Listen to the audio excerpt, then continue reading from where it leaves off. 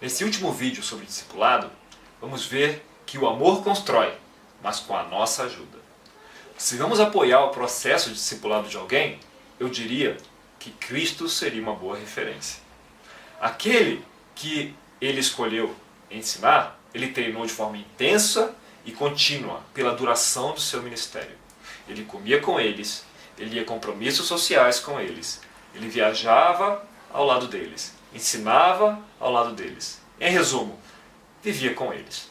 Tá certo que o prazo dele era limitado. Ele só tinha 3 anos, mas o princípio permanece. Ainda que eles o amassem e tivessem o coração de servir a Deus, eles ainda precisavam aprender a fazê-lo. E precisavam aprender a fazê-lo de forma efetiva. O mundo era muito grande. Ainda é, né? E eles, muito poucos. Precisavam dominar o básico do serviço ministerial e o máximo de todo o resto. Nem poderia ser diferente. Ao passo que cada discípulo amadurece e dessa forma se torna mais parecido com Cristo, mais interessado ele fica em levar outros a ele e em ajudar a edificar os seus maninhos na fé. Por outro lado, pode ser muito frustrante ter o desejo de multiplicar a fé e não possuir as ferramentas para isso, ou pelo menos as ferramentas para fazê-lo de forma efetiva. O que Jesus ensinou a eles? Veja que, como seus discípulos eram judeus, já havia uma certa base construída, e ele partiu dessa base. Ainda assim, Jesus os ensinou a orar. Apesar de ser algo elementar, os discípulos sentiram que precisavam de ajuda nesse assunto. Não se pode deixar o básico de lado. Na verdade, nos primeiros anos da fé, nada é mais importante do que o básico. E por básico, eu quero dizer orar, estudar a Bíblia, compartilhar a fé e abrir o coração. Como seria possível ensinar tudo isso? Talvez um workshop não fosse uma má ideia, mas seria muito limitado. Como Jesus fez? Primeiro Jesus o fez, e eles estavam próximos. E o fez junto a eles. Depois, tinha a expectativa de que eles o fizessem por conta própria, sem deixar de estar por perto para acompanhá-los e orientá-los. Estes são os fundamentos práticos de uma relação de discipulado. Ande junto, de forma que seja possível ensinar a 1. Orar. Ore junto. Como anda o desejo de agradar a Deus e de se relacionar com Ele? E a franqueza em oração do nosso amigo. As palavras-chave aqui são amor e gratidão. 2. Estude a Bíblia. Estude junto e compartilhe o que e como aprendeu. É na Bíblia que se baseia o que é ensinado. As palavras-chave aqui são fome e sede. 3. Compartilhe a fé. E compartilhe junto. Mostre, acompanhe. Estude a Bíblia com alguém. Juntos. Depois avalie o que foi aprendido.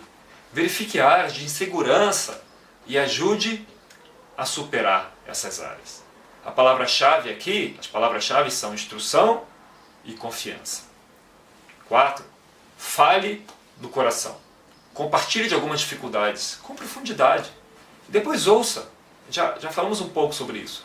As palavras-chave aqui são humildade e conexão. Curiosamente, depois dos primeiros anos na fé, esses tópicos básicos continuam básicos e nunca devem deixar de receber atenção. Lembre-se que o caminhar juntos e o exemplo são caminhos seguros. Jesus não escolheu essas técnicas porque não havia nenhuma outra. Devocional com filhos? Exemplo e orientação. Ser vulnerável? Exemplo e orientação. Organização financeira? Exemplo e orientação. Dieta e saúde no templo do Espírito Santo? Exemplo e orientação. Condução de um bate-papo ou de um sermão? Exemplo e orientação. Como vemos, tem muitas utilidades. Mas também tem um certo custo. Não é possível ensinar e treinar segundo o modelo de Cristo sem uma vida compartilhada. Há que se caminhar juntos. Ainda que o YouTube possa ajudar, como nós vemos, eu acho que não se enquadra exatamente na definição de exemplo e orientação como a vivida por Cristo e por Paulo. É imperativo que se passe tempo juntos, além dos compromissos compartilhados com a igreja e com o grupo de bate-papo, preferencialmente semanalmente. Nos 2 primeiros anos, um encontro semanal, ao menos, é muito importante para consolidar as bases da fé cristã. Depois disso, eu considero que o encontro semanal ainda seria o ideal, mas é possível ter uma boa dinâmica com menos do que isso. Em muitos casos, um encontro a cada 2 semanas pode ser um bom ponto de equilíbrio. Por outro lado, eu acredito que esse tipo de relação perde o sentido se não houver ao menos um encontro regularmente por mês. Ainda que a amizade siga em frente, não costuma haver o tempo necessário para compartilhar as batalhas diárias e para uma orientação consistente. Além disso, momentos de lazer compartilhado também são importantes. Esses encontros, com encontros que são poucos frequentes, isso fica bem mais difícil. A consistência desses encontros, além de fortalecer o relacionamento, permite a definição e o acompanhamento de planos de crescimento específicos. Nesses casos, um objetivo pessoal é definido e perseguido. E os encontros são uma poderosa fonte de orientação ao longo desse processo. No mundo secular, isso recebe o nome de coaching, bem sofisticado e custa bem caro. A habilidade de liderança, por exemplo, podem ser desenvolvidas dessa forma. Outra possibilidade é o suporte, o apoio para mudarmos em áreas menos fortes de nosso caráter. Uma dica para quando estiver apoiando o esforço de alguém para alcançar certo objetivo, além de monitorar a evolução e orientar, celebre as conquistas, por menores que forem.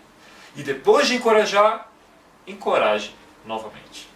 O potencial desses relacionamentos é enorme e variado, desde a pura e simples satisfação pessoal de contar com amizades sólidas e saudáveis, indo até ao suporte a questões diversas de nossa vida, sempre com cuidado e zelo pela vida espiritual uns dos outros. É o tal do amor em ação. Por fim, gostaria de encorajá-los a abraçar esse papel com toda a energia.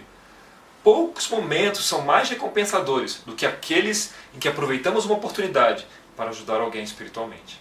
Em Provérbios, no capítulo 15, no verso 23, Salomão diz que dar resposta apropriada é motivo de alegria. Como é bom um conselho na hora certa.